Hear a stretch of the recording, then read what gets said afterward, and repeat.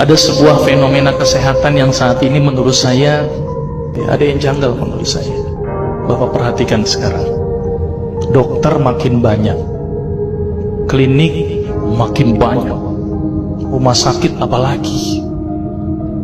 Seharusnya dokter semakin banyak, orang sehat harus gimana? Harus banyak. Tapi apa kenyataan pada saat ini? Dokter banyak, klinik banyak, rumah sakit banyak, orang sakit banyak. Ini yang salah siapa nih Pak? Dokternya atau pasiennya Pak? Karena saya dokter, saya salahin pasiennya. Ternyata pasien itu makhluk yang pasrah menurut saya. Semua yang diresepkan dokter ditelan itu tanpa mereka tahu apa ya obat yang mereka minum. Ini yang menurut saya cukup menggelitik. Nih ada apa di sini? Kenapa kok umat Islam sekarang ini berbeda dengan zaman Rasulullah pada waktu itu? Sampai ada seorang tabib praktek di Madinah selama kurang lebih 2 tahun itu nggak ada pasiennya. Kenapa kok berbeda sekarang dengan umat Islam zaman sekarang? Ini ada sesuatu yang salah menurut saya. Kita nggak usah jauh-jauh masalah kesehatan, masalah keseharian kita saja. Itu ternyata sudah terjadi perbedaan yang luar biasa yang berhubungan dengan masalah kesehatan. Contoh, saya contohkan. Makan sehari berapa kali? 3 kali ya, katanya 3 kali. Padahal nih, ada yang mengatakan bahwa makan sebelum lapar, berhenti sebelum kenyang. Berapa kali berarti? Tidak 3 kali, terserah perut. Jadi patokan 3 kali sebenarnya dalam Islam itu tidak ada sebenarnya. Ada sesuatu yang aneh.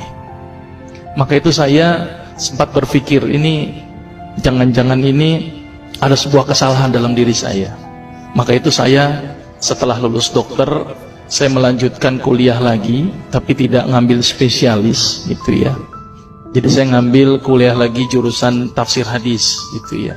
Ketika belajar hadis itu banyak sesuatu yang menurut saya luar biasa yang tidak pernah dikupas. Ya, ilmu kesehatan yang luar biasa tetapi tidak pernah dikupas.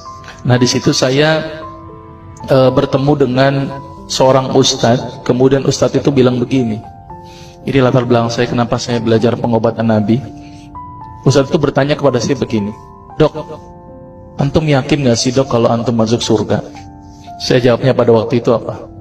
"Yakin Ustaz, saya masuk surga karena Allah menurut prasangka hambanya." Tapi Ustaz itu bilangnya lain.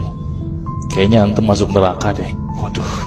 Dia memberikan data-datanya ke saya. Maka saya bersyukur kepada Ustaz tersebut ya. Dia ambil pada waktu itu, mohon maaf ya, saya menyebut merek, mohon maaf. Lihat dong, Lovenox, obat yang dipakai untuk mengencerkan darah.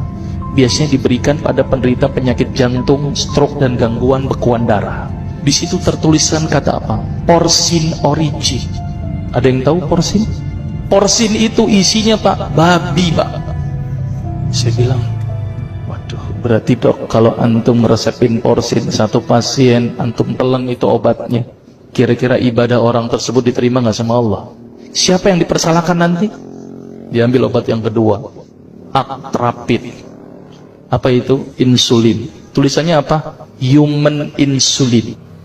Jadi diambil dari manusia yang telah meninggal, diambil pankreasnya, insulinnya yang menderita penyakit kanker pankreas, dibuatlah obat. Berarti dokter sudah menyuntikkan manusia ke dalam manusia. Diambil obat namanya analsik. Apa itu analsik? Obat untuk pusing. Ini di kalangan dokter sering resepin ini. Isinya apa? Antalgin dan diazepam. Makanya kalau orang minum obat ini pasti ketagihan, saya yakin. Karena kenapa? Karena mengandung diazepam. Diazepam itu apa? Narkoba. Maka itu cara nyari uang paling gampang, kasih aja resepin analsik, pasti balik lagi dia. Karena kenapa? Narkobanya bikin kecanduan. Diazepam, fatwa ulama bagaimana? Haram. Diambil lagi obat batuk, kodein. Maka itu kita minum obat batuk langsung hilang batuknya karena kodein. Kodein ini ternyata derivat dari narkoba. Berarti dokter sudah resepin narkoba.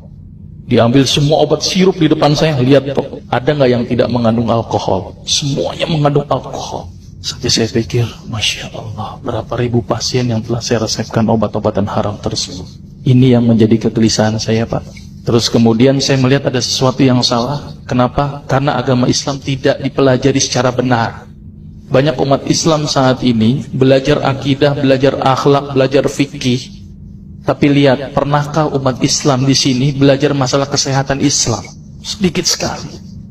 Kajian-kajian tentang kedokteran Islam hampir tidak ada. Makanya tidak heran sekarang umat Islam yang notabene hebat menurut saya katanya, tapi ternyata banyak yang sakit karena dilupakan aspeknya.